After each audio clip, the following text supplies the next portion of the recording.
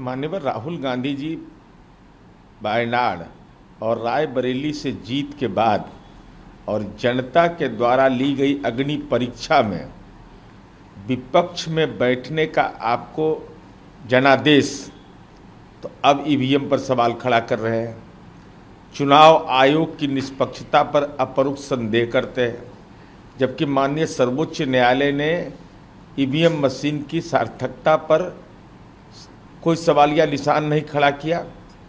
तो आपको आखिर पीड़ा किस बात की है? अरे पीड़ा तो एक ही बात का होना चाहिए कि जो आपने इंडी गठबंधन बनाया, जो भ्रष्टाचारी वंशवादियों की राजनीति का जो जमावड़ा बनाया, आज उसके चलते आपकी राजनीतिक दुर्दशा हो रही है, तो ठीकरा आप ईवीएम के माथे फोड़ रहे हैं।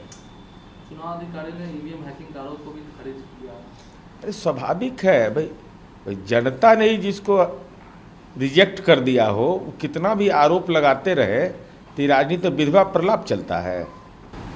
ये ईवीएम पर एलन मस्क है बोले, उसके बाद आपके पूर्व केंद्रीय मंत्री है और राजीव चंद्रशेखर, वो बोले उसका राहुल गांधी लगातार सवाल खड़े। मैं तो वही सवाल एक ही है उनके खाते में कि 233 सीट जो इंडी गठबंधन जीता, क्या ईवीएम मशीन में अगर अनियमितता थी, ईवीएम मशीन में गड़बड़ियां थी, तो वो जीत कैसे उन्होंने दर्ज किया? सवाल नंबर 2 कि माननीय सर्वोच्च न्यायालय ने जब इस पर कोई टिप्पणी नहीं व्यक्त किया, कोई इससे असहमति व्यक्त नहीं किया, तो आप कोर्ट से भी ऊपर हो गए। आपको जीत मिली है, इसका भी एहसास आपको है कि नहीं है, या विपक्ष में बैठने की इतनी राजनीतिक पीड़ा है कि आप परेशान हैं? ये ईवीएम मुद्दे पर वो राज्यसभा सांसद कपिल सिब्बल उन्होंने कहा है कि इस मामले पर मैं बाद में कहूँगा और बस इतना कहना चाहता हूँ कि एफआईआर दर्ज हुआ है, वही ईवीएम के मुद्दे पर नहीं है, संबंध में नहीं है। और 2014 के बाद भी चुनाव जिस तरीके से व्यवहार कर रहा है विपक्षी दलों के साथ, उसको गंभीरता से विचार करना चाहिए और खास करके मुख्य चुनाव अधिकारी का रवैया निष्पक्ष नहीं रहा। इंडी गठबंधन के घटक दल हैं, ऐसा तो नहीं है कि मुख्य चुनाव आयुक्त का कार्यालय दिल्ली में नहीं है। अब माननीय कपिल सिब्बल साहब, आपकी बात विपक्ष के इंडी गठबंधन के लोग मानते हैं कि नहीं? मुख्य चुनाव आयुक्त के भूमिका पर या चुनाव आयोग की भूमिका पर सवाल खड़ा करना यह बताता है कि राजनीतिक हताशा की पराकाष्ठा है। राहुल गांधी ने जिस तरीके से ईवीएम मामले पर बयान दिया, उस पर महाराष्ट्र सीएम एकनाथ शिंदे ने कहा कि जहाँ जहाँ महाविकास आघाड़ी जीती वहाँ ईवीएम मशीनें सही से काम नहीं किया, लेकिन जहाँ हारते वहाँ कुछ नहीं होता। राहुल गांधी जी भी जगह जीते हैं, ईवीएम रखी थी, उनको है वो दोबारा से चुनाव लड़ना है। अभी तो माननीय राहुल गांधी जी को तय करना है ना कि वायनाड और रायबरेली से अगर चुनाव जीते और ईवीएम के माध्यम से जीते, अगर आपको लगता है कि ईवीएम में अनियमितता है, तब विलंब के ही कारण कीजिए। मौका मिला है, राजनीतिक निर्णय लीजिए, कहिए कि भाई हम ईवीएम पर हमको भरोसा नहीं है, तो हम पार्लियामेंट पर भी भरोसा नहीं करेंगे। बंगाल में जिस तरीके से पोस्ट पोल वायलेंस हो, उसको कैसे देखते हैं? अब देखिए, ये तो राज्य के अंदर का मामला है। राज्य सरकार को निश्चित रूप से चुनाव के पहले या चुनाव के बाद हिंसा होना दुखद है। राजनीति में प्रतिद्वंदी होना एक अलग बात है, लेकिन उसको हिंसात्मक स्वरूप देना यह निश्चित रूप से दुखद और चिंताजनक है।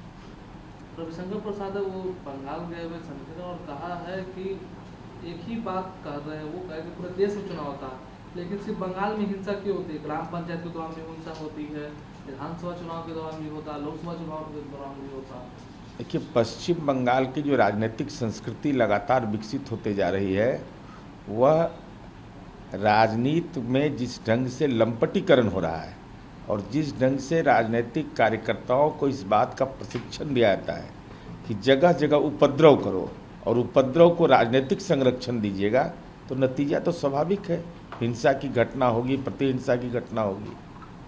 जम्मू कश्मीर में जिस तरीके से उसका समीक्षा बैठक की अमित शाह ने, गृह मंत्री ने, और कश्मीर को जीरो टेरर प्लान की बात कही और साथ में अमरनाथ यात्रा। जम्मू कश्मीर में हाल के दिनों जो आतंकी घटना हुई, वो हमारे लिए चुनौतीपूर्ण है और ये राजनीतिक विमर्श का विषय नहीं है। आतंकवाद जो राष्ट्रीय सुरक्षा से जुड़ा मसला है, पड़ोसी देश के द्वारा परोक्ष या अपरोक्ष रूप से आतंकवाद को जो पोषित किया जाता है, तो आदरणीय गृह मंत्री जी ने जो भी वहाँ निर्णय लिया होगा वह जम्मू कश्मीर के हित में होगा और अमरनाथ यात्रियों की पूर्ण सुरक्षा, उनको निर्विघ्न रूप से वह अपनी यात्रा यथावत कायम रखें। निश्चित रूप से इस संबंध में जो भी सार्थक कदम उठाए जा रहे हैं वह संसूचित करके आम लोगों को यह भरोसा होना चाहिए कि अमरनाथ यात्रा में कोई परेशानी नहीं होगी। लगातार तेजस्वी यादव है और बिहार में एलवान उनको को लेकर सवाल कर रहे हैं। अब उनको तो नामों नहीं पता रहता है, क्या से क्या बोल देते हैं, ट्वीट कर देते हैं, नाम भी मधुबनी के शिक्षक का नाम भी गलत ट्वीट कर दिए। तब इनके बारे में क्या कहना। अब बिहार में है कि नहीं, बिहार में रहे तब न ट्वीट करे तो कुछ बात समझ में आती है। जनता ट्वीट कर दिया है अपने राजनीतिक रूप से फरार।